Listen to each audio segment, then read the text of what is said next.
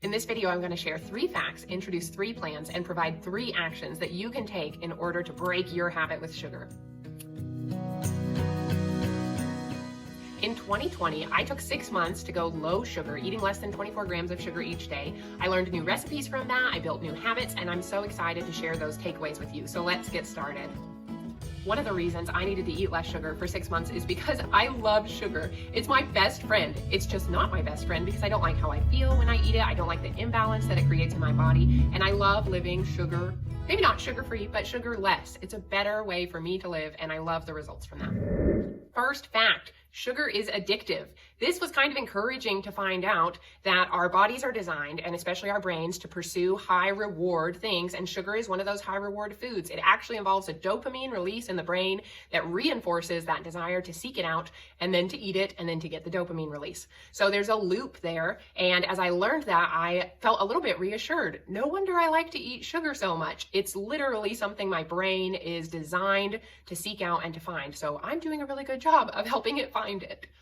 As helpful as that fact was, I will say it didn't completely help me break my sugar habit. It more helped me put words to what exactly my sugar habit involved. So I would be sitting around a little bit bored and I would think, oh, I wanted dopamine release from eating sugar, and then I would go hunt it down and eat more. So helpful fact, but doesn't completely solve the problem. Regarding the addictive nature of sugar, Tristan Harris, who speaks into social media issues, says that whenever you tell people to stop doing something, they might be more inclined to keep going. But whenever you tell people they're being manipulated and used in a situation, they're often more alert and willing to stop. That's not only relevant to his application with social media, but I feel like it is with sugar too.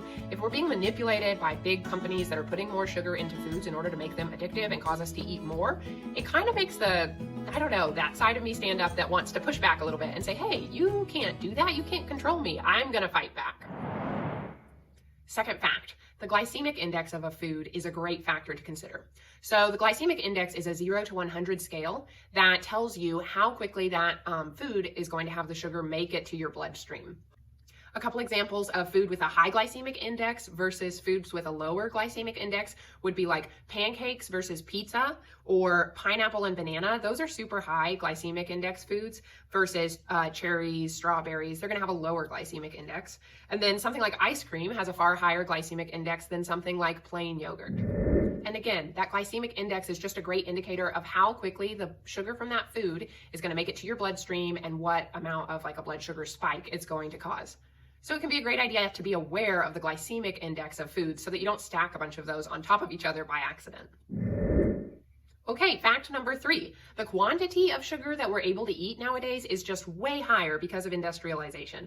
I'll never forget watching this clip from this British show, and it was showing how much sugar is in like a glass of orange juice compared to in eating a single orange. And they talk about how there's fiber when you're actually eating the orange versus in the juice, you're just drinking it really quickly.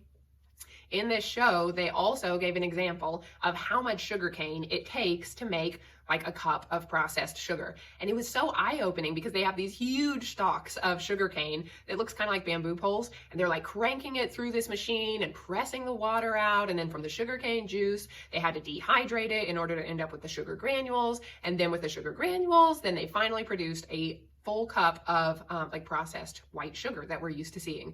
So it was just a really good example of how even though you could sit down and eat an orange pretty easily versus drinking orange juice, both of those are easy and accessible. But with this sugarcane example, you could never sit down and chew your way through multiple stalks of sugarcane all at the same time.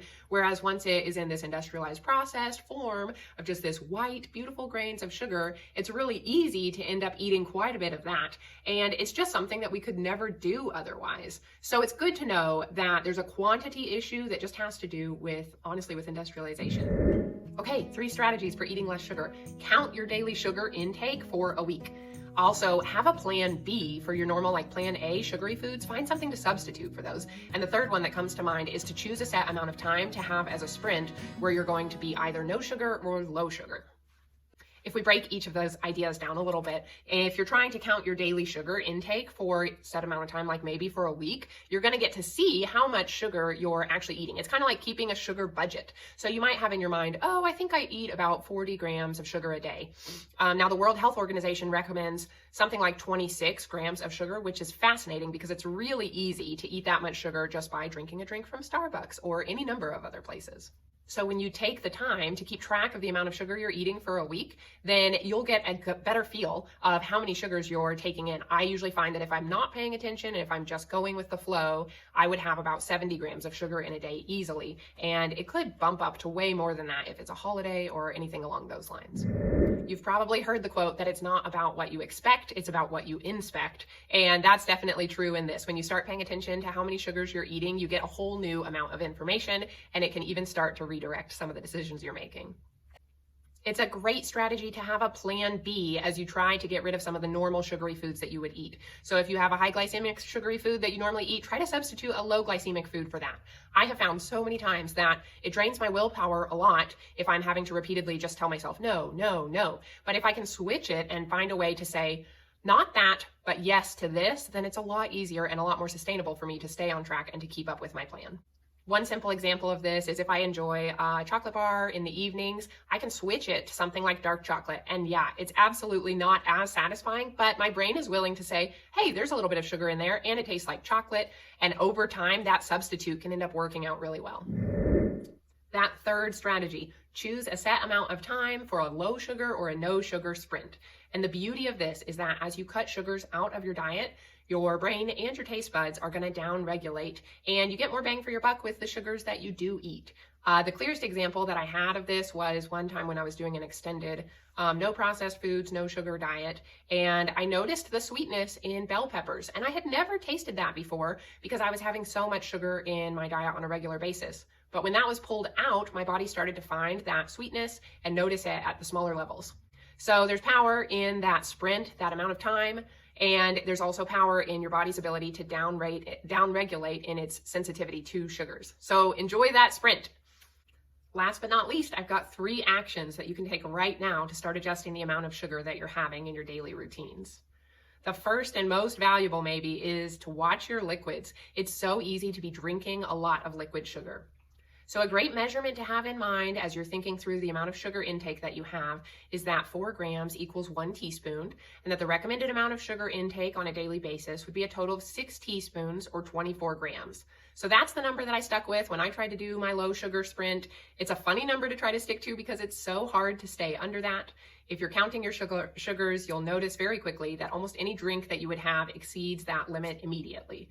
Here's a quick chart that also shows a couple examples of what other foods have a lot of sugar in them. And you'll notice it's from That Sugar Film, which is one of a couple documentaries that are super educational about sugar in foods. A neat habit that stuck with me from my sprint with less sugar was that I learned that a lot of drinks are still really enjoyable and satisfying, even if you just ask for half the sugar in it. And a lot of places are really willing to customize. So I love my iced coffee from Chick-fil-A or McDonald's, and they will totally do half of the amount of sugar pumps. And it takes a little bit of adjusting to, but it makes it fun to enjoy that habit without knowing that I'm using up some of my sugar budget for that day. A second action that you could put into place right away is just eating more vegetables.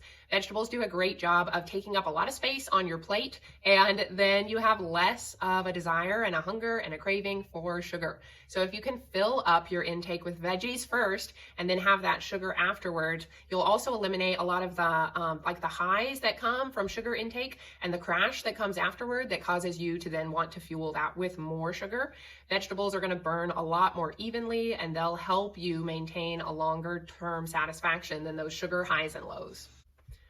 And eating more veggies is totally a lifestyle thing that I think I'll probably be continuing to work on for a long time, always looking for tips and tricks. But I did make a video about some of the ways that I try to eat more veggies, so if you want to check that out, it's included in the description below.